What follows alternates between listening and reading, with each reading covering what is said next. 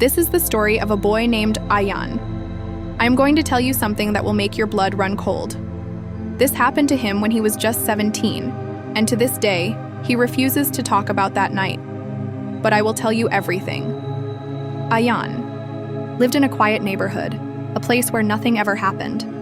His parents had to attend a wedding in another city, and since he had exams coming up, they decided to leave him home alone. He was excited at first, staying up late, eating whatever he wanted, and watching horror movies without anyone stopping him, but he had no idea what was coming. The first night was normal. He made some popcorn, turned off all the lights, and watched a horror movie. The house was silent except for the sound of the TV.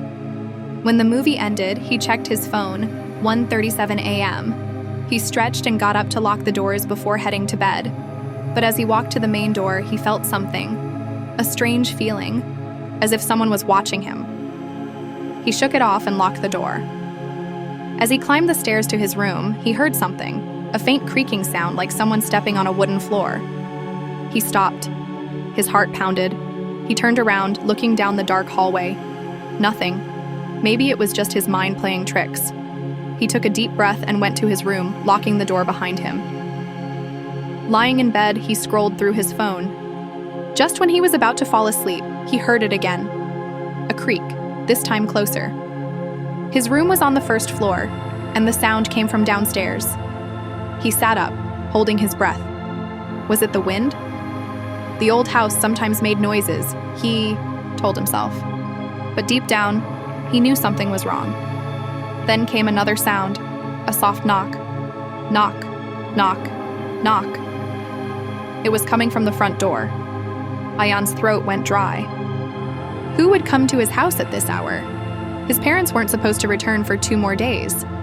He slowly got out of bed, tiptoed to the window, and peeked outside. The street was empty. The porch light flickered slightly, casting eerie shadows, but no one was there.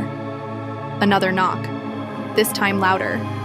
Knock, knock, knock. His breath quickened. He grabbed his phone and turned on the camera to see the front door from the app connected to their security system.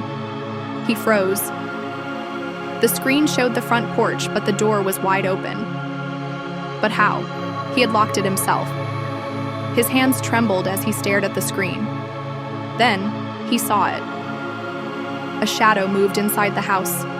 Someone or something had entered. Ayan's body went cold. He turned off the lights in his room, trying to stay as quiet as possible. He could hear faint footsteps downstairs. Slow, careful. He dialed his mom's number, but there was no signal. His hands shook as he tried calling the police, but the call wouldn't connect. The Wi-Fi was down. The house had never lost connection. Before, something was terribly wrong. The footsteps grew louder. Whoever it was, they were coming upstairs. Ayan's heart pounded so hard he thought it would burst.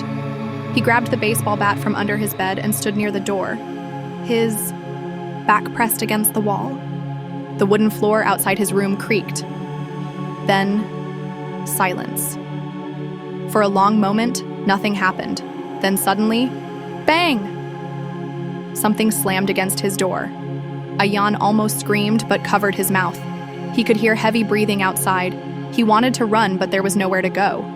He wished he had left the house the moment he heard the first knock. Then came another sound. Scratching. Something, or someone, was dragging its nails down his door. Slow. Torturous. Ayan clenched the bat, sweat dripping down his forehead. He had to do something. He couldn't just stand there. And then, the doorknob turned. His heart stopped. He had locked it. He was sure he had. But now it was slowly turning. Click. The lock snapped open. The door creaked as it pushed inward, revealing a dark figure standing in the doorway. Tall, motionless. Its face was hidden in the shadows. Ayan swung the bat with all his strength. But as the bat moved, the figure disappeared, vanished into thin air. The bat hit the wall, making a loud thud. His breathing was ragged, his eyes darting around the room. It was empty, but the door was still open. Something moved in the hallway. Not footsteps, but whispers. Faint, chilling whispers. He didn't wait to understand what they were saying. He bolted out of his room, ran downstairs, and grabbed his car keys. The front door was still wide open, but the moment he stepped outside, the air around him turned icy cold. It felt like he had stepped into another world. Then, the door slammed, shut behind him. He jumped into his car, started the engine, and sped off.